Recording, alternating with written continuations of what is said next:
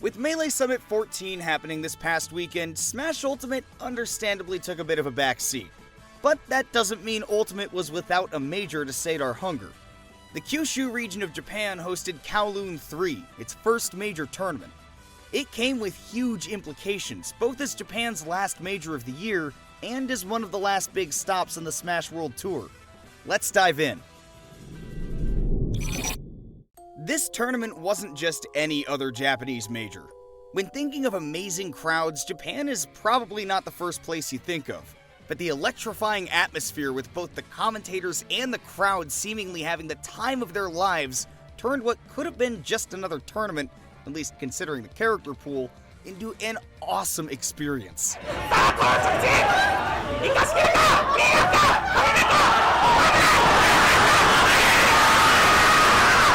Its top 8 especially was one of the hypest in recent times, even with the grand finals featuring Mr. Game & Watch against Sora. But there was some drama surrounding the tournament before it even started. With the battle for the last few Smash World Tour spots being very close, every single SWT Gold tournament could matter a lot. But even though Kowloon was a Gold tier tournament, it hit its registration cap before its tour status was announced, meaning that several people who could have made a bid for the Smash World Tour didn't manage to register. But after a bit of hullabaloo, Kowloon finally managed to increase their cap from 312 to 384. With that being said, let's go over the actual results. Japan's premier Game & Watch main Mia took home his second major tournament trophy. With that result, the dominance of players who arose from their online ladder Smashmate continues. Every Japanese major except for Wave 2 has been won by one of the top 5 of the previous Smashmate season. All these wins have actually come from 3 players: Akola, Mia, and Yoshidora. Mia had a very interesting path to victory. Before top 8, he fought Ridley main Momon and Villager main Kempt. In top 8, however, Mia only actually fought 2 different people. After beating one of his bracket demons, Comey, in a close Game 5 set, he got sent to losers by Kameme in a clean 3-0 fashion. After this, he beat Comey again and got the run back on Kameme in Grand Finals twice in 2 stress-ridden Game 5 sets. Although Mia had a good shot qualifying for the Smash World Tour even without this tournament, this win cements his qualification, with his point total climbing to 1,590 and sitting at 15th place in terms of points. Considering his recent hot streak of events in which he placed second at MySumo Top 10, second at Sumobato 31, and now first at Kowloon 3, it'll be interesting to see how Mia performs at his first overseas tournaments, Apex and SWT. What's even more interesting is that Meister will be at both of those tournaments, meaning we will, for the first time, be able to compare the 2 best Game & Watches in the world at the same tournament. Kameme is getting closer and closer to his first major win post-quarantine, but sadly, this tournament wasn't meant to be it. In top 32, he beat Japan's best Toon Link Sigma and Snake main Shogun, and although he managed to beat ProtoBanham in a Game 5 set, going 1-2 against his Lucina and 2-0 against his Min, as well as Mia in a clean 3-0, it wasn't enough in the end. And although falling in Grand Finals for the second time in 4 events must have been pretty disappointing from a competitor's perspective, there is some light at the end of the tunnel. Adding 300 Smash World Tour points from his second place finish, Kameme lands at 26 with 1,255 points, all but guaranteeing his qualification. Comey has been a very inconsistent player this season. Although he has some good performances at Sumobato Regionals, getting 3rd, 4th, and 1st at Sumobato's 27, 28, 29, and 31 respectively, there have been some duds, especially amongst his majors. His last 3 major performances have been 17th, 33rd, and 25th respectively, but even then you can never count Comey out. During this tournament, he beat top Min Omuatsu and multi-character specialist Abadango both in Game 3 sets before he even reached top 8. In top 8, although he lost to eventual tournament winner Mia twice, he still got wins on ProtoBanham as well as top Ryu main Munikin. Rounding out the top 4 was ProtoBanham. Although this was his first Japanese major top 4 this year, it may have happened in the most dissatisfactory way possible, if there even is such a thing. He beat Pac-Man main Beji in a Game 3 set and Sheik main Aim, who he has beaten before, for top 8. Then in top 8 he lost to Kameme in a heartbreaker Game 5 set, won against Sigma, who he has beaten before, before getting eliminated by one of his biggest bracket demons, Comey, for 4th.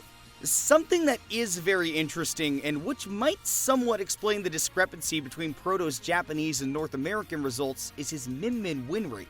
While his Min Min is a centerpiece of his major wins in North America, in the 4 of his sets that were streamed this tournament, ProtoBanham used Min Min in 6 games and only won 1 of them. Curiously enough, although everyone in the top 4 was seeded to make top 8, with the lowest seed in top 4 being Comey as the 5th seed, none of the rest of the top 8 was actually seeded to make it there. who is responsible for ending local Dr. Mario Shisho's run shortly before top 8, ended up having an SPR of +1. Everyone else in the bottom half of top 8 had an SPR of +3, meaning they outplaced their projected seeds by 3 rounds. Sigma, while having had a pretty good year so far, sadly hadn't managed to get a major top 8 before this weekend, getting 3 9th places, 1 17th, and 3 33rds. That all finally changed this tournament, where in the process of getting 5th place, he beat 2 Pac-Mans? Pac-Man? He beat 2 Pac-Man, Chanran and Beji, as well as Abadongo, while only losing to Kameme and ProtoBanham. The other 5th place, Munikin, has had a bit of a rocky year so far, though interestingly enough, his best performance of the year was at a previous iteration of the same tournament, Kowloon. There, he beat Rhea, Chanran, and Pasadimon, and only losing to the eventual winner Shisho twice for 2nd place. This time around, he got his placement by beating Japan's best Jigglypuff, Senra, and then Omuatsu, Shogun, and while losing to Abadongo and Comey. Rounding out our top 8, we've got the Pac-Man main T. What do you mean the Pac-Man who made top 8 wasn't T? Really? And another Pac-Man not named T made top 16? Huh.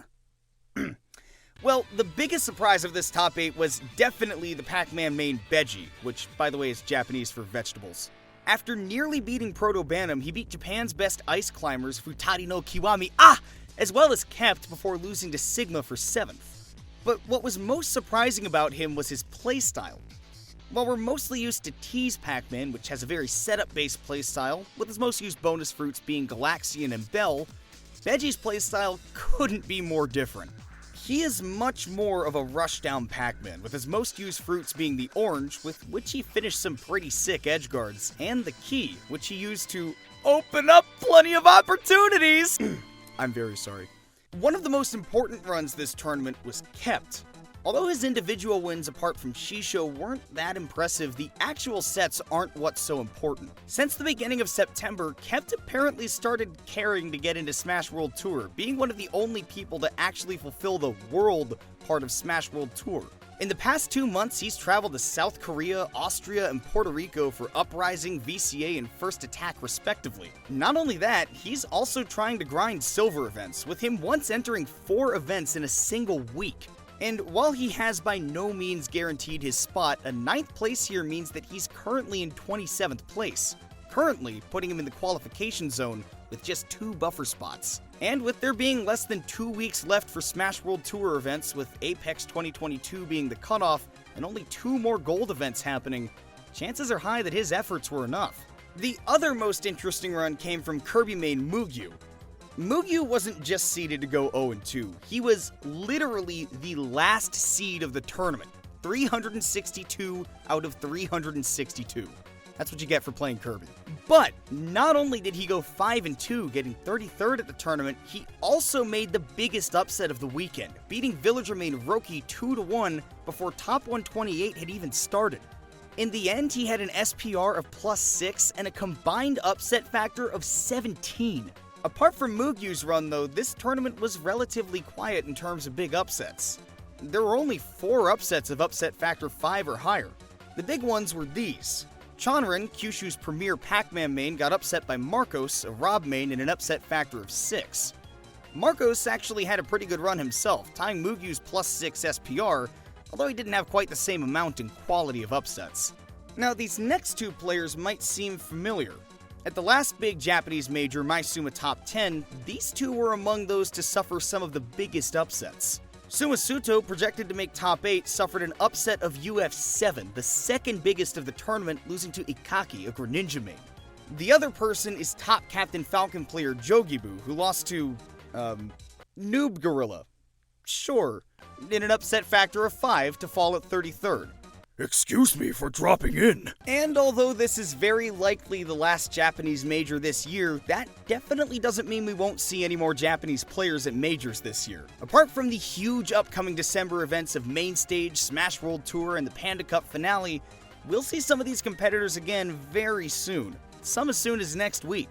The big tournaments to watch out for then are Port Priority 7, a Smash World Tour Gold event and one of the next stops on the Panda Cup, as well as Ultimate Fighting Arena, a Smash World Tour Super Silver featuring overseas competitors from both the US and Japan. PGstats will have its eyes on all of these events and more throughout the end of the year, so hit that subscribe button and stick around with us. I've been Kamona, and from all of us here at PGstats, we thank you all for watching. We'll see you next time. Did someone say peanut butter?